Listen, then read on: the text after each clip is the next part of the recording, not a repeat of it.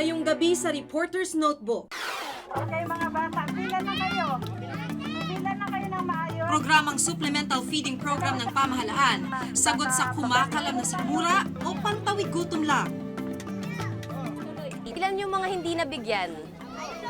Ilan kayo? Madami? Oo, nagkulang. Yung mga tira-tira nila. Oo. Yan. Ilan ho? Ilan ang nyo? Ilang piraso? Tatlo.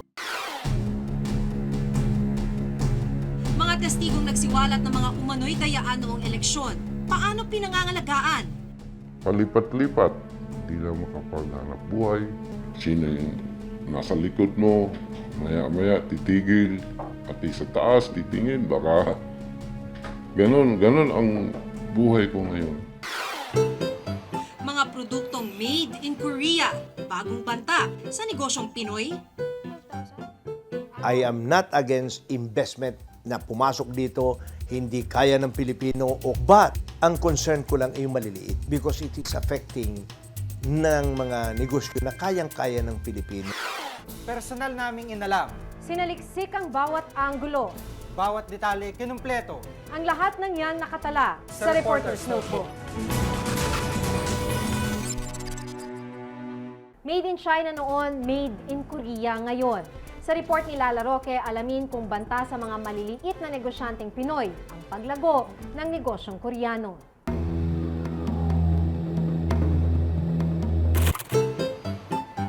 Sapatos, cosmetics, sasakyan, at kung ano-ano pa. Walang dudang ang Pilipinas. Tinamaan na ng tinatawag na Korean Wave o ang paglaganap ng popularidad ng kulturang Koreano. Pero sa pag-agos nito, nakabubuti o nakasasama ba sa mga maliliit na negosyanteng Pilipino? Kilalang bagsakan ng mga murang produkto ang Divisoria. Kung nooy mga gamit na made in China ang nangunguna, ngayon, binabaha na rin ng mga produktong Koreano. Ano to, silver? Korean silver lang po siya.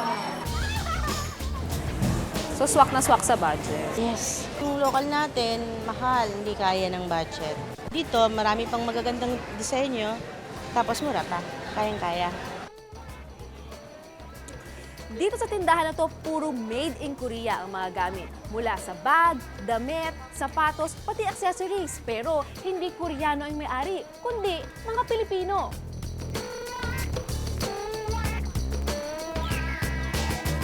Sampung taon nang nasa negosyo ng pagawaan ng garments ang mag-asawang Vio at Open. Wala raw silang magawa kundi ang sumabay sa agos. Kaya imbis na Pinoy products, mga produktong Koreano ang kanilang inilalako. So, basically, parang pag ito ginawa sa Pilipinas, doble halos. Kasi mahal Labor, tsaka ang tela. Kulang daw ang suporta sa tulad nilang maliliit na factory owner. Hinaing nila, tila agrabyado ang mga negosyanteng Pilipino sa sariling bansa dahil sa pagdagsa ng mga dayuhang produkto. Pilipino ako, Pilipinas to. Natural, mas gusto ko naman tangkilikin natin yung sariling product natin. Pero alam mo yun, we have to survive. Ayon kay Jesus Aranza ng Federation of Philippine Industries, maluwag ang sistema sa pagdagsa ng mga produktong dayuhan. Marami sa mga produktong galing ibang bansa, kabilang ang Korea ang nakakalusot ng di napapatawan ng karampatang buwis. Ang balita ko, papasok dito may dala. Yung parang informal entry na, dala-dala niya, pakabenta balik uli. For every product na nabili, na foreign product, kapalit din isang produkto ng Pilipino yan. Sa kanilang pinakahuling operasyon, may mga nasabat na smuggled goods mula Korea. It's not a one-on-one thing. Pag naapektuhan ng damit natin sa lokal, ang nawawala, trabaho. So, there is a ripple effect sa ganung nawawala sa ating mga kababayan. Dito sa isang bahagi ng Makati, natagpuan namin ng mistulang isang mini Korea kung saan merong tindahan, restaurant, grocery, video shop, maging parlor at karamihan sa kanilang mga empleyado, Pilipino. Pero paano nga ba ito makaka-epekto sa mga Pilipino, lalo na sa kanilang mga negosyo? Mahigit 20 taon nang naninirahan sa Pilipinas si Mr. Kim, isang Korean national. Wala na raw siyang balak umalis pa ng bansa. Nagmamay-ari siya ng grocery store sa Makati. 10 Pilipino ang kanyang empleyado. Paniwala niya, hindi siya kakompetensya sa negosyo. Actually, Korean item, is only for the Korean people, not compete the Filipino. The other side, there is no those kind of item. Only Korean grocery. Ang mag-asawang Han naman, nagpapatakbo ng isang Korean restaurant. Wala na rin daw silang balak umalis pa ng Pilipinas, lalo pat nabigyan na sila ng retirement visa, kung saan maaari silang legal na magnegosyo sa bansa. How was the process? Is it easy? Is it hard? How did you get that? It's not very difficult. It's only 10-day processing. Yeah, before it's very difficult to get the visa, but now it's very easy.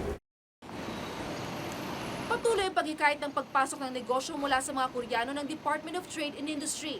Mas malaki raw ang benepisyo rito ng mga Pilipino, lalo't kung di pa raw kaya ng mga Pinoy makipagsabayan sa negosyo. We expect, of course, with this continuous development, we expect more and more of their products coming in because of the demand now for this cheaper priced products. Pero para sa Federation of Philippine Industries, higit na dapat bigyan proteksyon at suporta ang mga maliliit na mamumuhunang Pilipino. I am not against investment na pumasok dito, hindi kaya ng Pilipino o kaya mayroong transfer of technology, no? About shipbuilding. But ang concern ko lang ay yung maliliit because it is affecting ng mga negosyo na kayang-kaya ng Pilipino. Kasabay ng pagbugso ng Korean Wave, ang pagdagsa ng mga Korean national na dumarating sa bansa. This migration of Koreans to the Philippines is prompted by prosperity because the middle class in Korea has now expanded. So it's easier for the middle class to send their families here to learn English and to travel. Taon-taon, dumarami ang bilang ng mga Koreanong dumarating sa Pilipinas. Noong nakaraang taon, lumampas na sa 250,000 ang bilang nila. Nauuna rin ang Korea sa pinakamaraming dayuhang nagpapa-extend ng visa sa Pilipinas. Sa tumataas nilang bilang, ang ilan sa kanila mga illegal o undocumented, pero nakakapagnegosyo pa rin sila ng malaya. Aminado ang Bureau of Immigration na sa dami ng mga dayuhang dumarating sa bansa, hirap silang matutukan ng husto ang pag-monitor ng mga overstaying o illegal na ninirahan dito. Ang immigration is composed only of less than 1,000 employees nationwide. So, i-divide mo yan sa islands natin, kahit lagyan natin tig sa 10 bawat isa, kukulangin na kami. So, ang concentration na lang namin is yung mga lugar na katulad nitong lalakaran namin ngayon, na kung saan sila ay nagtitipon-tipon at nagtatayo ng kanya-kanya mga hanap buhay. Sumama kami sa operasyon na isinagawa ng Bureau of Immigration sa Leverisa, Pasay noong Sabado. Dito, inisa-isa ang mga establishmento ng mga Koreano. Holding an EAP alien employment permit without 90 visa, meaning you are working without the proper immigration document. You own this before? Hindi ako. Siya, ikaw naghitig mo na outside. Documents, immigration. Passport. Yeah. Okay. We have to invite you to the office if you cannot show us your documents. Okay? Dito sa isinasagawang operasyon ng Bureau of Immigration sa Leverisa, Pasay, nadiskubring maraming mga negosyante Koreano na may maliliit na negosyo ang may questionable dokumento. Ito ngang tindahan nito ang may-aring Koreano ni walang mapakitang kahit anumang dokumento. Kaya ang dalawang Koreanong ito sa kulungan na idiniretso.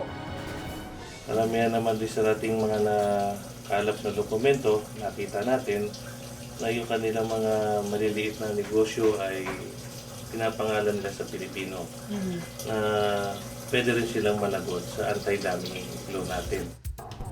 Sa ilalim ng Retail Trade Liberalization Act, Ipinagbabawal ang direktang pagbebenta ng mga dayuhan ng anumang produkto kung walang kapital na mula $25 million hanggang $200 million o aabot ng bilyong-bilyong piso. Marahil walang problema sa pag-aasam ng pamahalaan na mang-engganyo ng mga dayuhan para sa pagpapaunlad ng ekonomiya.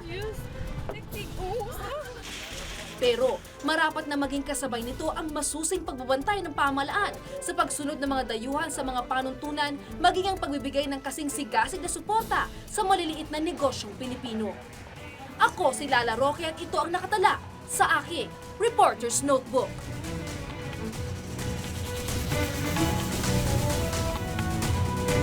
Binigyan kami ng listahan, kudeko.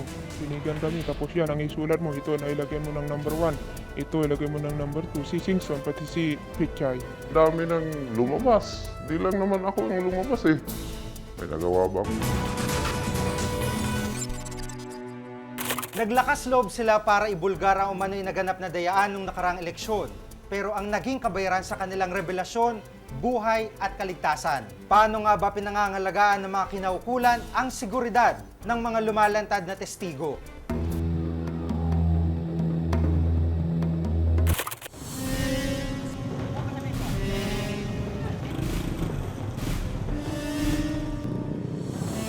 Mahigit isang buwan na nakakalipas nang una niyang isiwalat sa grupong Lente ang mga umano'y dayang naganap sa eleksyon sa Maguindanao. Sa kanyang paglabas na unang inilathala sa mga pahayagan, ibinulgar niya mga sinasabing pandudoktor ng mga dokumento ng eleksyon sa probinsya. Sa harap ng nangyaring pagpatay at pagdukot sa ilang guro na nagsalita sa mga umano'y dayaan, lakas loob na humarap sa akin si Bay. Di niya tunay na pangalan. Sensya talaga ako sa lahat ng mga tao. Ako simula pala, ayoko na talaga yung ginagawa ko. Pero wala na tayong magagawa doon kasi napilitan tayo. Bakas ang takot ni Bay habang nagpapatuloy ang aking interview sa kanya, lalo na tuwing may dumidikit na mga sasakyan. Alis tayo. Alis tayo. Alis tayo. Alis na tayo, labas tayo. Malaki ang pangamba ni Bay para sa kanyang buhay. Isa rin daw kasi siya sa mga gurong nag-deliver ng 0 votes para kay FPJ noong 2004. At nitong katatapos na eleksyon ng Mayo, muli raw silang kinasangkapan. Labag man sa kalooban, wala raw silang nagawa dahil sa matinding takot. Binigyan kami ng listahan. Kudego. Binigyan kami, tapos yan, ang isulat mo, ito na ilagyan mo ng number 1, ito ilagay mo ng number 2, si Singson, pati si Pichay. Na siyempre kami sumunod, unalangan, ipalit namin yung buhay namin para lang, sa takot.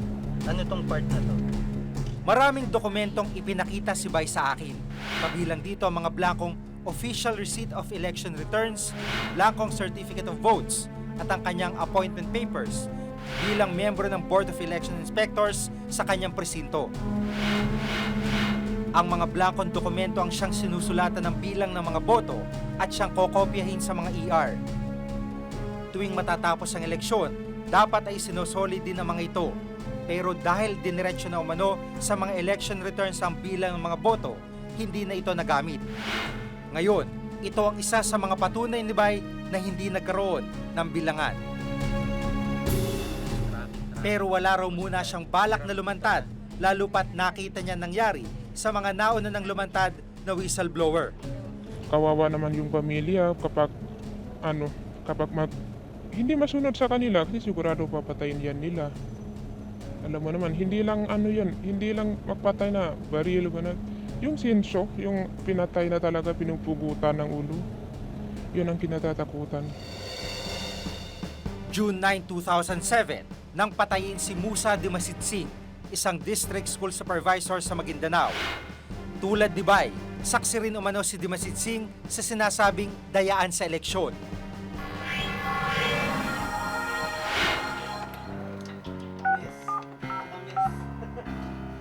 Inalam namin ang estado ng kaso ni Dimasitsing sa pulisya. Mga cartographic sketch ng suspect ang kanilang inilabas.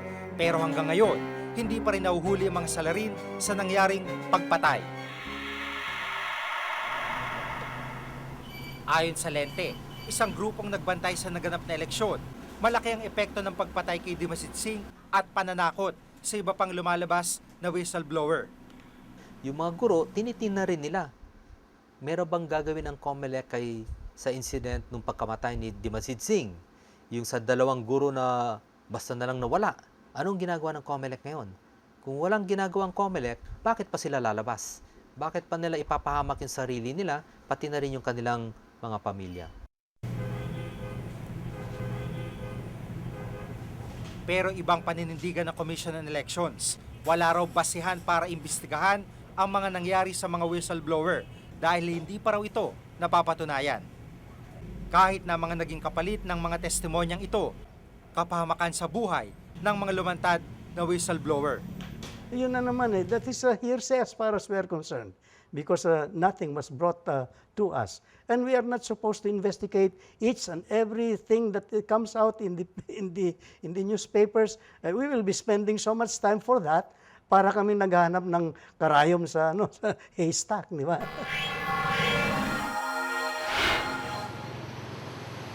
Mistulang kriminal ang buhay ngayon ni Ruel.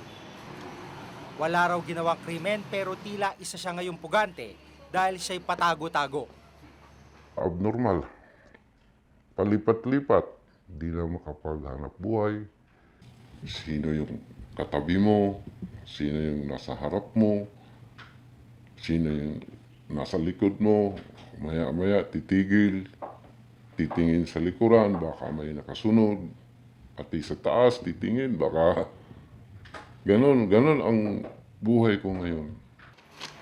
Kasama raw siya ng 2 pang guro nang dukutin sila sa Cebu. Halos 3 linggo na nakakalipas. Papunta sila sa Maynila para tumistigo sa mga umano'y dayaan sa eleksyon nang mangyari ang pagdukot. May dumating din na 3 katao sa likuran namin kasi 6 sila lahat. Pinasakay na kami kaagad sa 2 sasakyan. 2 kasing sasakyan yung yung mga teachers doon sa isang sasakyan, ako naman hiniwalay. Pero ayon sa pulisya, hindi pa makumpirma ang naturang pagdukot. Mula noon, hindi na raw niya muling nakita ang 2 guro, pero naniniwala pa rin siyang buhay pa ang mga ito. Pinakawalan man daw siya matapos ang insidente, hindi naman natigil ang mga banta sa kanyang buhay. Hindi raw nila ako titigilan hanggat hindi ako malagyan ng cross sa ulo ko. Yan ang take sa akin. Ganun din ang sinabi sa akin nung tinawagan ako nila sa telepono. Nagsabi lang sila, alam raw nila kung nasaan ang anak ko. Walang kumpiyansa si Ruel sa pamahalaan na pangangalagaan ng kaligtasan ng mga tulad nila. Pinoprotektahan nila. Ang dami nang lumabas. Hindi lang naman ako ang lumabas eh. Hindi lang naman sa Maguindanao. Kahit sa ibang lugar. Kahit sa bayan, meron na. May nagawa ba ang kumilig? Maaring ipasok sana sa Witness Protection Program ang mga tulad ni Ruel. Sa ilalim ng programa, bibigyan ng ligtas na tirahan at sapat na tulong pinansyal ang isang testigo. I was planning to confer with the Secretary of Justice, Raul Gonzalez, and request him to provide witness protection to them. Pero giit ng COMELEC, walang lumalantad o lumalapit sa kanila.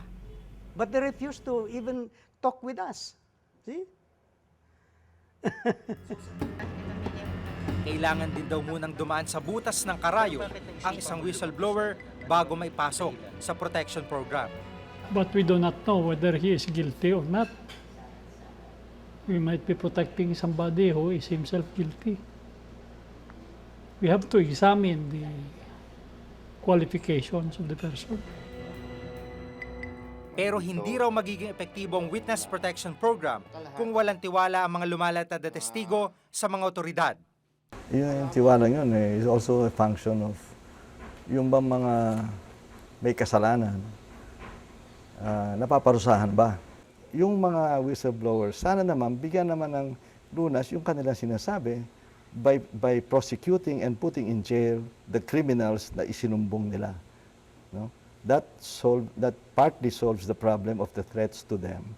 And moreover, it breaks the cycle of impunity, the cycle of crime, the cycle of non-prosecution and non-jailing of criminals.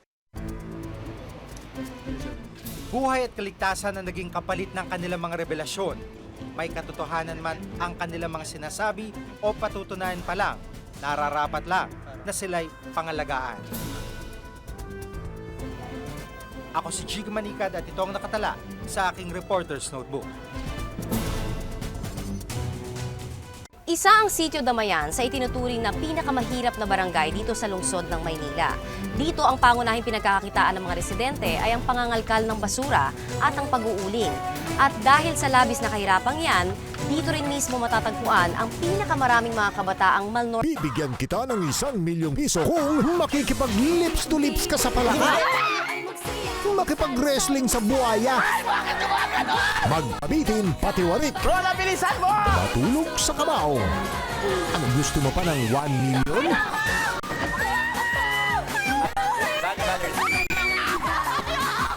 Katok na! Tok, tok, tok! Tuwing linggo, bingo ng gabi. Bilyong piso ang inilaan para sa supplemental feeding program ng pamahalaan. Tiyak sa atin kung tamang sagot ito sa lumalalang problema o pantawid gutom lang sa kumakalam na sikmura ng maraming Pilipino.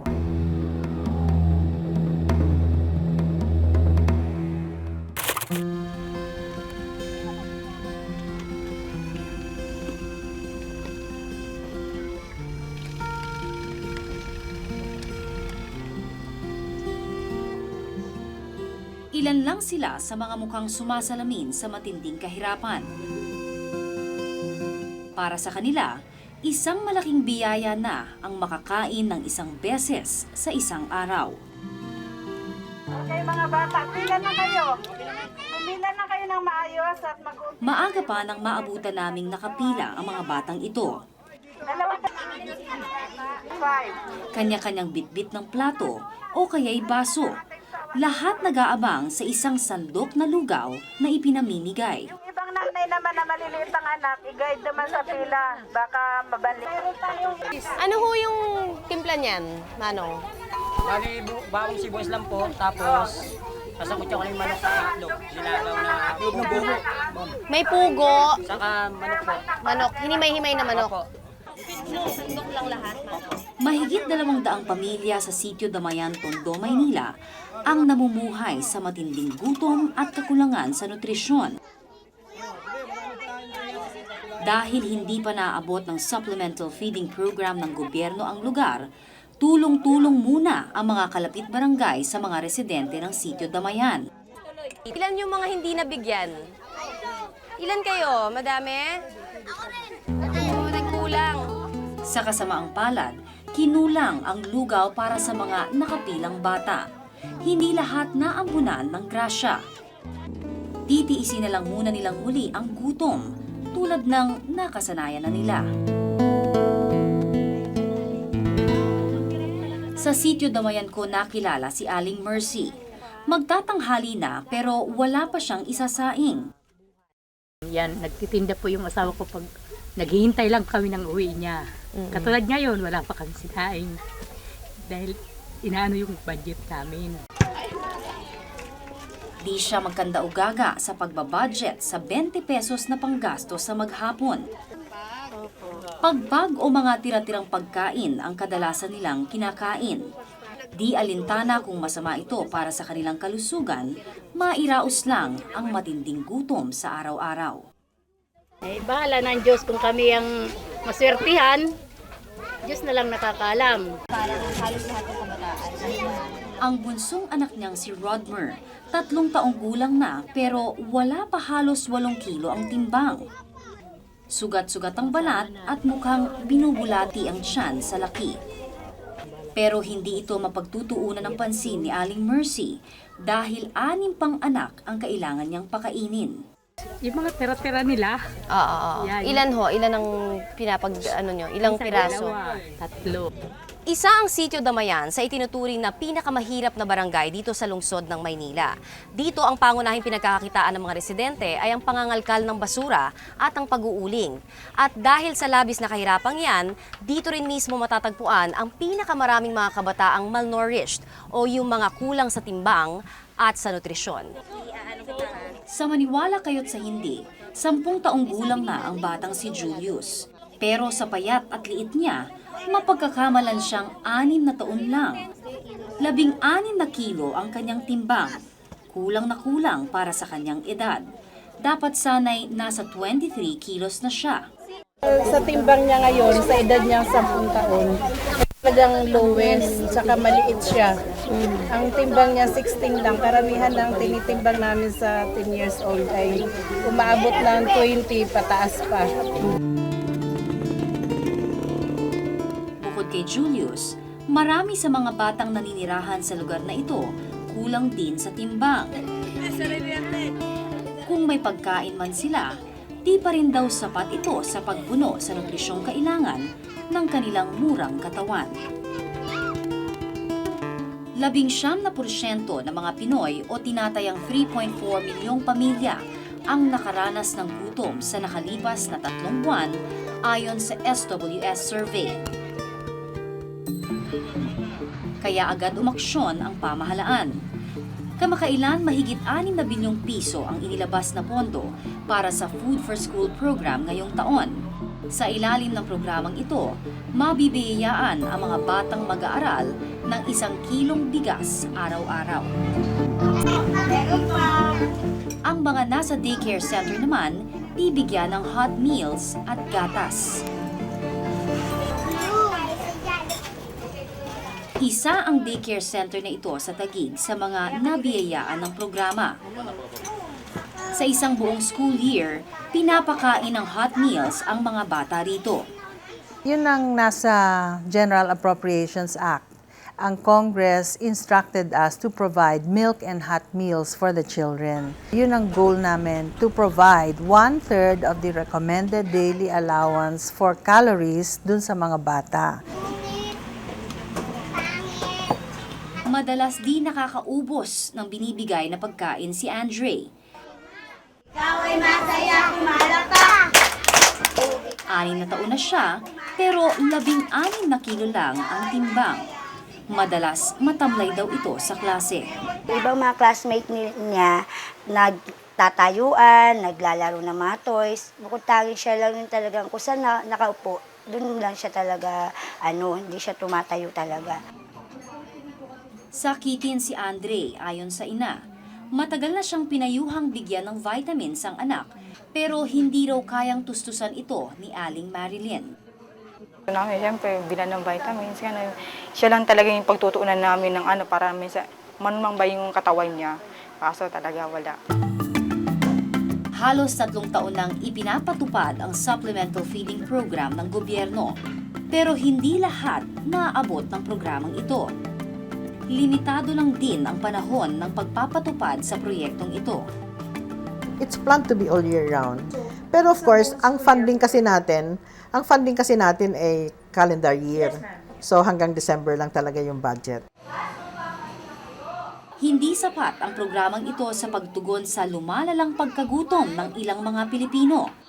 Ayon sa isang eksperto, Mababa ang supplementary feeding kung hindi mo talaga, hindi sincero, na dudugtungan ito na magkaroon ng mga trabaho ang mga tao.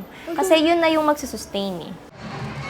Hindi rin daw sapat ang mga pagkaing ipinamimigay. Hindi naman sapat yun kasi minsan kung bigas yung iuuwi, share pa yun sa pamilya niya. Diba? So hindi lang naman talaga siya yung kakain. Aminado naman dito ang gobyerno. Hindi naman daw ito pangmatagalang solusyon sa problema sa gutom at malnutrisyon. Dahil hindi naman pwede na taon-taon for the next 20 or 30 years ay bibigyan natin sila ng feeding program. Hindi. This is a temporary solution habang ang socio-economic condition natin ay nag-i-improve, umuunlad. Planong pangmatagalan at totoong solusyon ang kailangan daw sa problema. Kung long term ang hinahanap natin, bigyan talaga ng trabaho yung mga tao. At Yung sweldo nila sa trabaho na to dapat yung nakabubuhay. Pilit naman daw tinutugunan ito ng gobyerno. Livelihood programs, and this is what TESDA is undertaking in the depressed areas of Metro. And on that aspect, we have already trained a lot of people. TESDA has, in last year's training program, has trained almost 1 million people. Pilit naman daw tinutugunan ito ng gobyerno. Bilyong-bilyong piso ang inilaan para sa feeding program para ngayong school year. Mahigit 5 bilyong piso sa DepEd, mahigit 1 bilyong piso naman sa DSWD. Pero sa tinagal na raw ng mga ganitong proyekto, tila hindi pa rin nararamdaman ang epekto. Sa statistics, lumalabas pa rin na marami pa rin ang unemployed o dumadami. Hindi lang marami kundi dumadaming unemployed. Bakit ang gutom? Bakit tumataas pa rin yung tantos o yung rate ng nagugutom?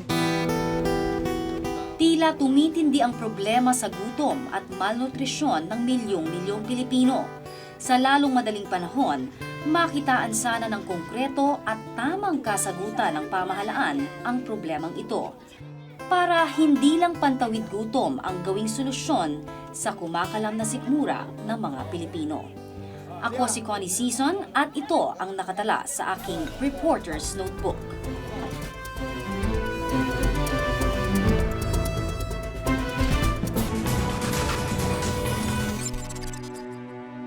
Kung may nais kayong ipasiyasat na isyo o balita, maaari kayong tumawag sa aming numerong 982-7777, local 1424. Maaari rin po kayong mag-email sa reportersnotebook@gmanetwork.com. Para sa malalimang pagtingin sa mga issue at balita, samahan niyo po kaming muli hanggang sa susunod na Martes. Ako si Maki Pulido. Ako si Jig Manikad at ito ang Reporter's Notebook.